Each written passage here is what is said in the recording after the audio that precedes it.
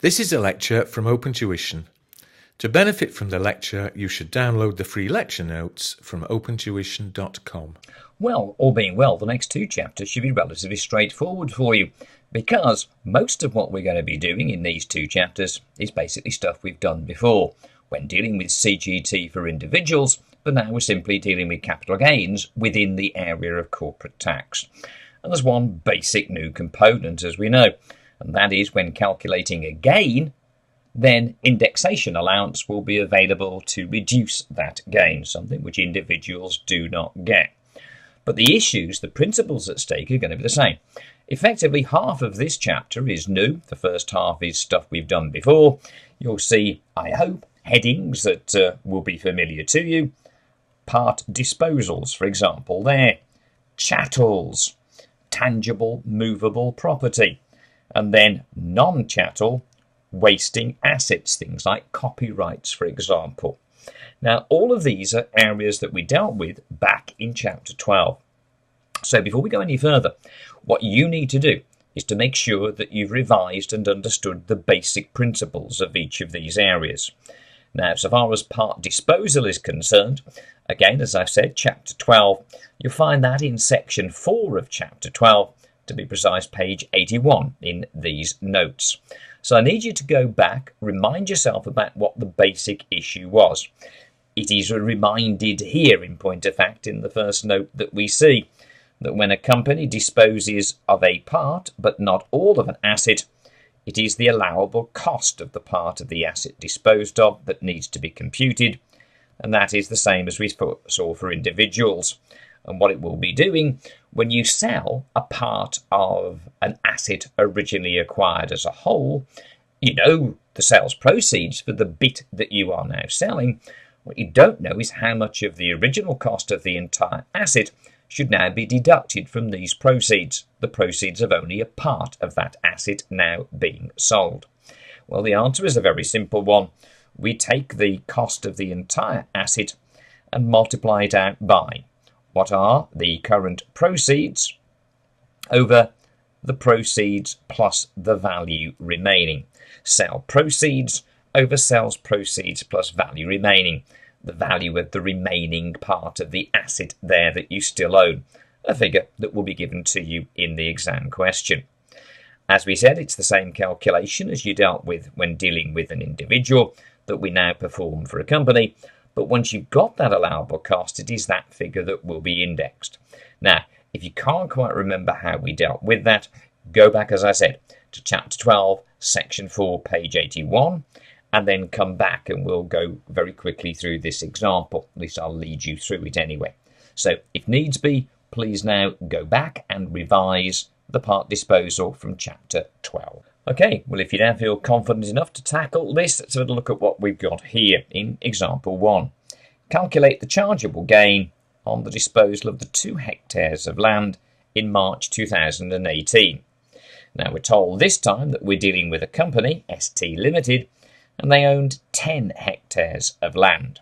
And we know what that original total cost was and when we incurred it, and of course relevant for corporate tax, what was the RPI when we incurred that cost. As the requirement has just said, ST sold 2 hectares of land. That's in March 18, and of course for purposes of indexation allowance, we've now got the RPI for this period as well. And we know the sales proceeds 16,000. The missing figure, the value remaining, and the remaining 8 hectares after you've sold off the 2 out of the 10 are valued there at £34,000. So it should be a simple enough exercise. You want your sales proceeds figure. What's your sales proceeds? £16,000. Away from that, we need to deduct an allowable cost. What do we know the cost of? The entire asset, £26,000. We now use the part disposal fraction to establish the bit of that total cost that belongs to this part, these 2 hectares now being sold. We don't do it on a quantitative volume basis of, oh, we're selling 2 out of 10 hectares. No, we do a value-based apportionment. Sales proceeds, 16,000. over sales proceeds 16,000 plus the value remaining. That value remaining, £34,000. So we put that through and we get the allowable cost. That will bring you down to an unindexed gain. From that, you will then apply your indexation factor. You will need to work out your indexation factor, which of course should be straightforward by now. What is the current RPI? What was it when you bought it? So the current RPI minus what it was when acquired, all over what it was when acquired. Again, taken as ever to, well, I say taken as ever, to 3 decimal places there. Remember back in the previous chapter when looking at shares, we realised, of course, that when re-indexing a share pool, the one and only time you don't bother with the rounding there. Just makes the calculation quicker and easier to do. So you need, therefore, to pick up and establish what that allowable cost is, deducted in deriving the unindexed gain. You will then find your indexation factor, no doubt 0 point something or other here, times that figure there. That will give you your indexation allowance to take away, and thus you'll get your chargeable gain. I suggest again, therefore, at this point you pause, work those numbers through your calculator and make sure that you're happy with that. Once done, then go back to, and again, chapter 12. This time section 5, that's only just on page 82, and that deals with chattels, because chattels are the next thing that we now need to move on to. So check back on that, please, once you've worked through the answer to that example 1. Okay, let's see what we've recalled here. Now, the basic rules are the same, dealt with the same way as for an individual. But again, it's the availability of, on a normal gains calculation, of indexation allowance as the only new thing that enters into the calculation, where, of course, necessary. If the disposal is exempt, it's not necessary. If the disposal gives rise to a loss, it's not necessary. There's no indexation allowance there to compute. So let's see what we've got. First of all, part A, we've got an antique table, your normal, perfectly standard chattel item. Now again, we do have to check that these are not wasting assets. Wasting assets, those with a predictable useful life of no more than 50 years there. Again, our classic examples, things like boats, yachts there. You may remember also a racehorse or a greyhound. These would represent assets that are wasting chattels there. But here, antique table, painting, item of jewellery, all of these are your normal chattels there, where certain basic rules apply. They are, firstly, if you both buy and sell for less than £6,000, then the disposal is exempt. The antique table cost £3,000. That's less than £6,000. Sold for £5,000. That is less than £6,000. Therefore, it is exempt. That's easily dealt with, no problems with that first one. The painting, what's happening now? It had cost £2,000, so yeah, that is less than £6,000, but sold for £10,000. So here is where we do that marginal relief calculation, whereby 2 exercises are performed. Firstly, a perfectly normal gains calculation. What would that be? Sales proceeds, £10,000. Cost, £2,000 there. Take the £2,000 cost from your proceeds of 10, you'd obviously get an unindexed gain of 8,000. Using the RPIs provided down there, well, the relevant ones anyway, you would then be able to establish the indexation factor, apply that to your allowable cost of 2,000, and thus compute the chargeable gain, using a perfectly normal gains calculation. But then came the new bit. We had to recognise that here was a chattel that, though bought for less than 6, was sold for more.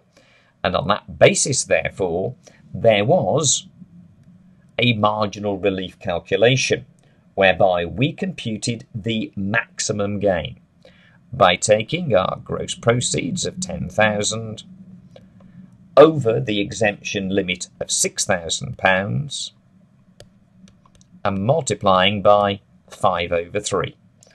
And that would equal the maximum gain. If that is lower than the actual gain, then you use it. If the actual gain is lower, then you simply stick with the actual gain calculation. Okay, so again, pause at this particular point in time and check through on that one, please.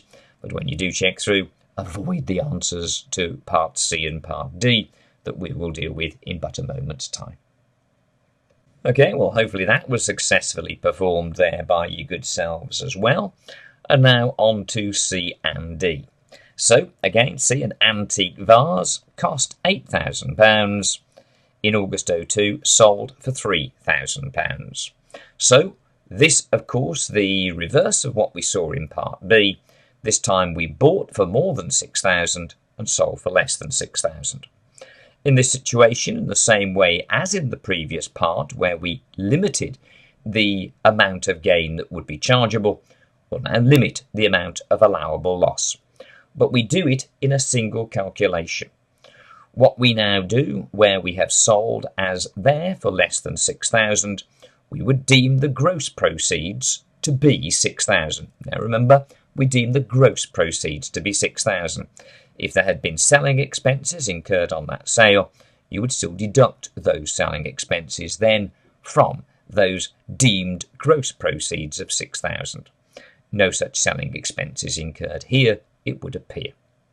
So we've got deemed gross proceeds of £6,000, we have a cost of £8,000, therefore a loss of £2,000. Again, remember, in corporate tax, though indexation allowance may reduce a gain, it may not create nor may it increase an allowable loss.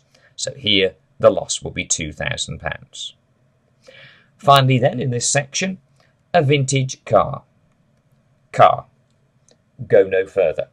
What we should remember from our very first list of exempt assets is that a car loomed large on that particular list, and whether it's vintage or otherwise, it doesn't matter. A car is exempt. And on that basis, it doesn't matter what we paid for it, it doesn't matter what we sold it for. That is exempt. End of story. Okay. Again, check out those answers, please. Make sure that you're happy with the issues on chattels. And then you'll need to, again, go back to Chapter 12, where we dealt with a non-chattel wasting asset. Something like here. You'll see the equivalent of this example back in Chapter 12, of course, like a copyright.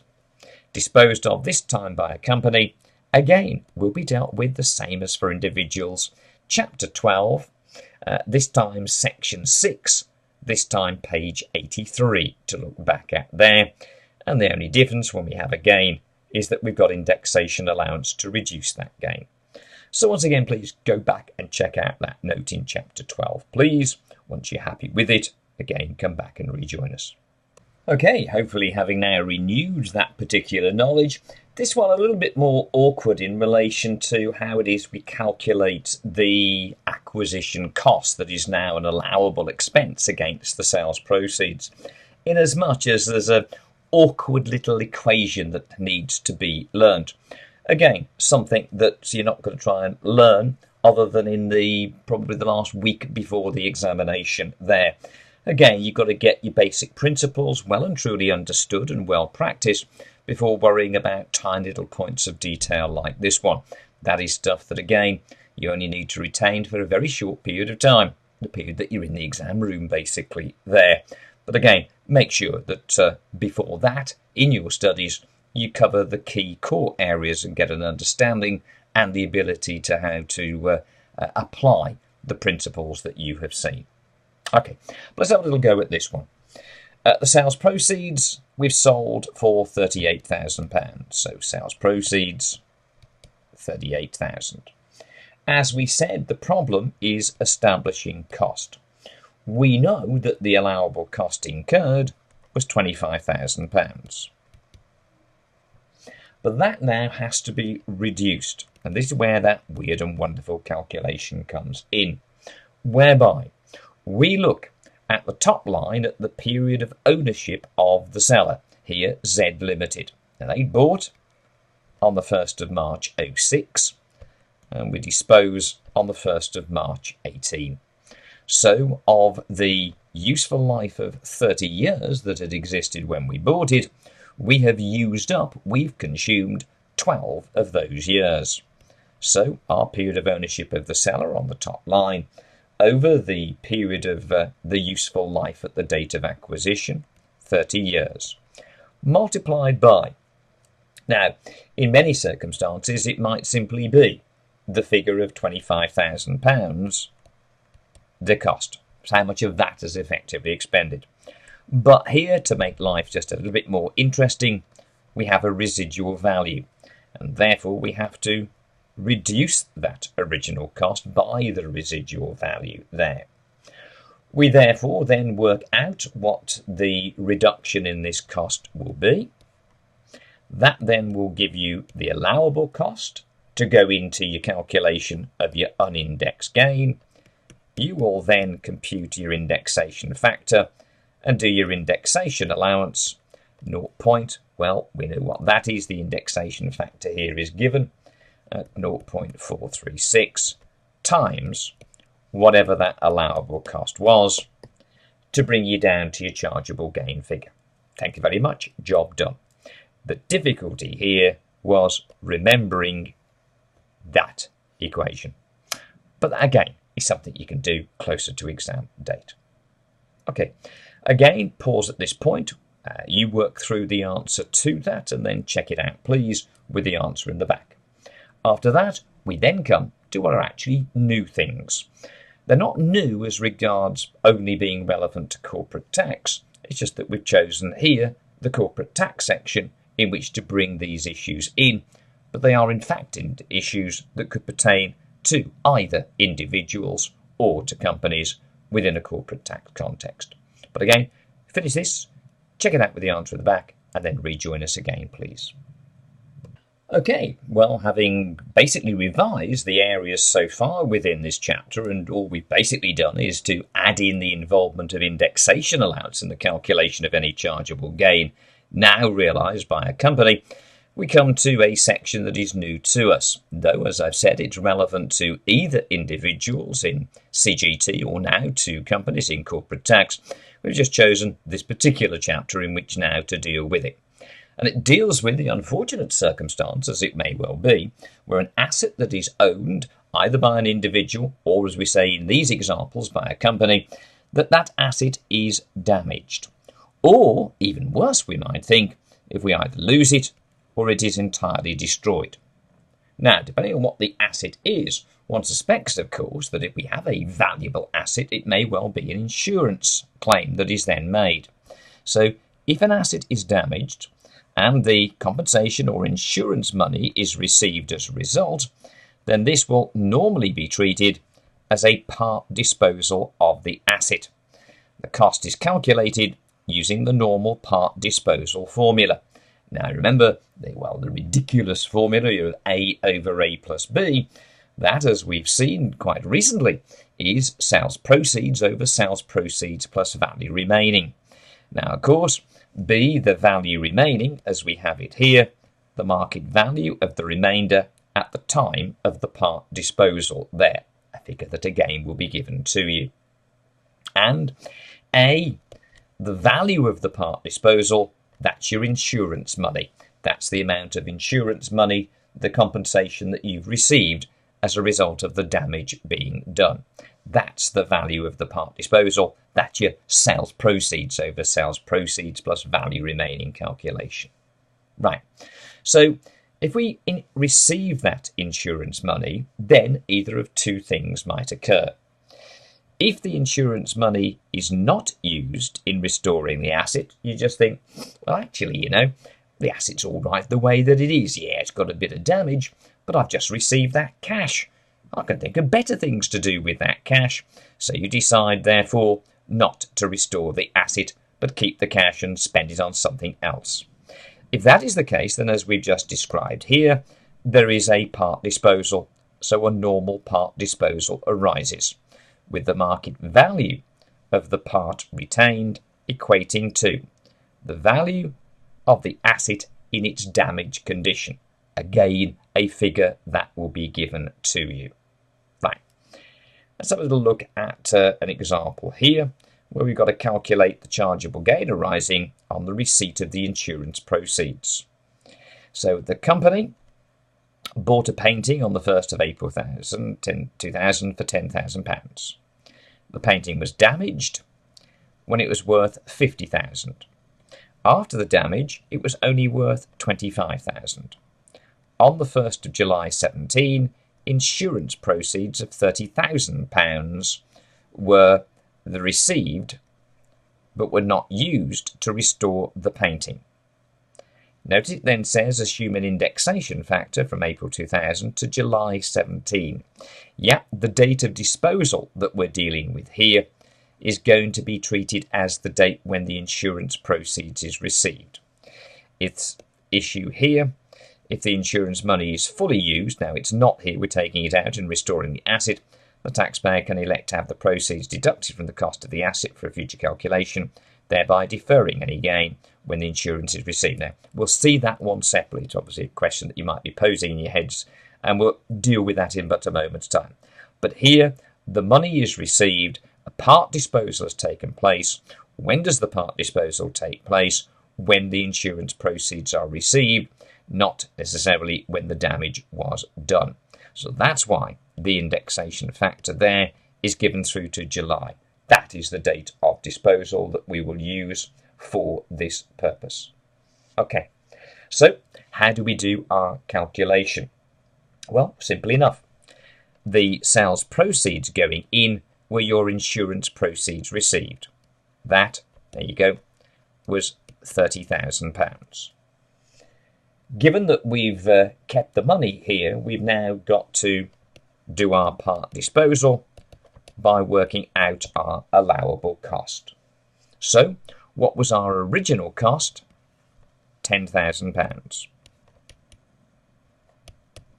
Multiplied by your sales proceeds, the figure going in, the compensation, the insurance monies received, 30,000, over the self-same 30,000 plus the value remaining. Now remember what that is, the value, of course, after the damage was done, and after the damage it was only worth £25,000. So we put that through our calculator. That will give us allowable cost, and if we were dealing with an individual, if it was now MI, an individual, rather than MI limited here, then what would you have? You would have your capital gain after deducting the cost, and that will be it. But of course, as it's a company, that is just an unindexed gain. So now you need to deduct indexation allowance, and that will be 0.549 times that allowable cost figure, and that will be deducted then to bring you down to your chargeable gain. Now again, if you could just work that through for me, check out what that comes to, and check it out with, of course, the answer in the back, and then again, as ever, come back and join us, and we'll then consider, well, what would have happened if, of course, instead of keeping the money, we had put the money back in and used that money in repairing the damaged asset. Okay, well, hopefully you've checked your numbers out and there was no great problems there. Just this final point on the issue of damage being done to an asset. What about if the insurance money now, so looking back to the note here, if the insurance money is fully used in restoring the asset, the taxpayer can elect to have the proceeds deducted from the cost of the asset for a future calculation, thereby deferring any gain when the insurance is received. So what would happen here, therefore, is we'd have to now recompute what the allowable cost would be. But if you put all the money back in, then you're not going to get caught on any chargeable gain crystallising now. So what would happen? So, for example, we had our original allowable cost of £10,000. What we've now said is, it's like a version of rollover here, is if the insurance money is fully used, then we can elect to have the proceeds deducted from the cost. So our insurance proceeds Now this will look odd to begin with. Insurance proceeds, what were they, 30,000? We take the 30,000 away. Now don't worry, we're not going to end up with a negative cost figure here, because of course what we'll now add in to this, we'll now add in the again the amount that we have incurred here in terms of the cost. We've taken away the amount of insurance proceeds that we've received. We now add the amount invested. Now that's going to be at least £30,000. What may have happened, of course, is we took the 30,000. It actually was, I'll make a number up here, but say £32,000 that you then incurred as a cost. So you had to put a further £2,000 into the pot to get this damage completely mended to the level and standard that you wanted it done. So what you do is to then add that in. So effectively, your allowable cost going forward was £12,000. So you take out the insurance proceeds from your original cost and you add in the amount invested. If it was exactly 30,000, so they said that they would, the insurance company that is, said that they would cover the cost of the repair, and that came to £30,000, you'd be taking out 30, adding back 30, the cost would remain at £10,000. And with that in mind, therefore, I'd now like you to have a go at example 5, where all they're saying is, assuming that Daisy Limited elects for the proceeds to be rolled over against the cost of the painting, calculate the base cost of the painting on a future disposal. So if you'd have a go at that, please, and then rejoin us for the last section of this chapter, where having dealt with damaged assets, what about if they are destroyed? And again, there'll be one of two circumstances to look at. Either it's insured or it isn't insured, as we will see. So check that one out. Pause at this point in time again, please. Work that exercise, review the answer, and come back and join us then for the last part of this chapter. Okay, the last bit, therefore, where an asset is either lost or it is destroyed. So one of two outcomes, and then we'll divide the second outcome into two potential scenarios. Firstly, if the asset is destroyed or lost and there is no compensation or insurance money, clearly you have a disposal for nil consideration, less your allowable cost, whatever that is. It will of course result in a capital loss. So a very simple and therefore very unlikely exercise so far as exam question is concerned. This one, if you lose it, if it's damaged, if it is destroyed there, then there are no proceeds, and whatever your cost is, that will be the amount of loss. So way more likely in terms of any exercise that is worthwhile for the examiner will be this one. If there is compensation or insurance monies received, it will normally be brought into account in an ordinary gains computation as proceeds. So I bought an asset for £20,000, it is now worth £30,000, and it is destroyed in an accident, in a fire or whatever. I receive the value £30,000 as the insurance proceeds. I've got myself a very basic calculation, proceeds 30, cost 20, there is the capital gain. If of course I am a company, then away from that gain there will be indexation to reduce that gain, again based on the allowable cost figure. So the date of disposal is, as we saw earlier with the damaged assets, the date when the insurance money is received. If then the insurance money is used to buy a replacement asset within a time limit of 12 months, then the gain can be deferred until the new asset is sold. A classic bit of rollover relief. Something, by the way, that you'll need to be looking at in readiness for the next chapter, where we'll be looking at the only relief available in corporate tax in terms of capital gains deferral, and that is rollover relief. But that's next time. So here, if the insurance money is used to buy a replacement within 12 months, that gain can be deferred until the new asset is sold. If only part of the insurance money is used to buy a replacement asset, one would guess much the more likely outcome for an examination question, because it means there will be a gain to compute now. Then some of the gain will be taxed immediately and some of the gain will be deferred. How it works is pretty much like the case in terms of rollover relief, where we had either full or partial rollover. Let's see how this works. Right, what I need you to do here is just to begin with, looking at the information in example 6, to do a normal gains calculation, i.e. calculate the chargeable gain and the base cost of the new asset, and we're dealing with SC Limited, a company. There's your cost, 23,000, June 2011. Destroyed in October 17, insurance proceeds of 34,000, received in March 2018, which is why there you've got the March 18 RPI, as well as the RPI, of course, when the asset was bought, for purposes of computing the indexation. So a very basic, straightforward gains calculation will follow. It's effectively sold for your proceeds of 34, and the cost was £23,000. What we've now got to do, therefore, calculate the gain in relation to this, where the next bit that will come in, you don't have to deal with this, is the fact that SC Limited spent just 30,000 on a replacement asset in June 18. All I need you to do is your basic gains calculation. Proceeds, less cost, less your indexation allowance. Do that for me, please. Get the chargeable gain prior to any deferral, any rolling over of some or all of that gain. So do that for me now, please, and again pause while you work that through. Don't look at the answer when you've done it.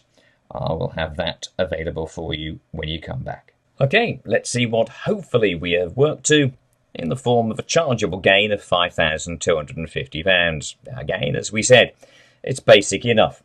Your insurance proceeds, therefore, your 34,000, there's your sales proceeds, take away your costs, get your unindexed gain, work out your indexation factor to 3 decimal places. It was, I think, 0.250 there, so 0.25, times your allowable cost, get your indexation, and thus you come down to, prior to any deferral anyway, your chargeable gain.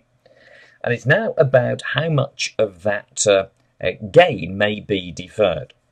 Now, if of course the amount that we'd spent on a newer replacement asset there had been more than or at least 34,000, then all of the chargeable gain of 5,250 would be deferred with a rollover claim. But just as with rollover, something which I said you're going to need to revise before dealing with the next chapter, and you may need to go back and revise it now, but the idea with rollover was we'd only get full rollover if we reinvested all the proceeds on the disposal of one qualifying business asset, and we reinvested all those proceeds in the cost of a new qualifying business asset. If we took any of the proceeds out on that deal, we failed to reinvest all the proceeds, then the amount that we took out, the amount of the proceeds that we failed to reinvest, would be immediately chargeable. And that's what happens here, is that you compute the amount of that chargeable gain that will remain taxable. And it's a simple enough exercise. We know that we've received cash of 34,000 as the proceeds. How much of that have we then spent on acquiring a replacement? And if you look here, SC Limited spent £30,000 on a replacement asset in June 2018. Again, they're within the requisite time period of, again, 12 months. So what have we got? Chargeable gains taxable. 34,000 is the money coming in, your proceeds. 30,000 is the amount of that you have taken and respent. That's what you've spent there in acquiring the replacement asset. So how much have you taken out on the deal? 4,000 is the cash that you've kept for you to spend on whatever you like there. Therefore, as you've kept that cash, that amount of this gain will now remain taxable. So the rollover, the deferred part, is purely a balancing figure. 4 out of 5,250 is immediately chargeable, so the rollover, a balancing figure there of £1,250. It is only a deferral, it is not an exemption, so how do we defer? By reducing the base cost of the newly acquired asset. So the deemed cost of your new asset, you've actually spent £30,000 in buying it. The gain that you've now deferred is there, 1,250. So that therefore will bring down that gain to, bring down that cost to 28,750 as being the figure then to use when eventually that asset is sold. Again, a classic piece of rollover. Okay, that brings this particular chapter to an end, and again, as ever, opens up more practice questions that you're now able to have a go at, and I'd suggest that you do so have a go at those to reinforce what we have just been going through. Before coming back for the next chapter, though at the start of the next chapter I'll remind you of this, do go back and check out your rollover relief from, I think it was chapter 14, CGT Reliefs. It is the only one of those reliefs that you now need to revise at this point, because it's only that one that is available in corporate tax. And I look forward to again seeing you, or at least talking to you anyway, in that next chapter together.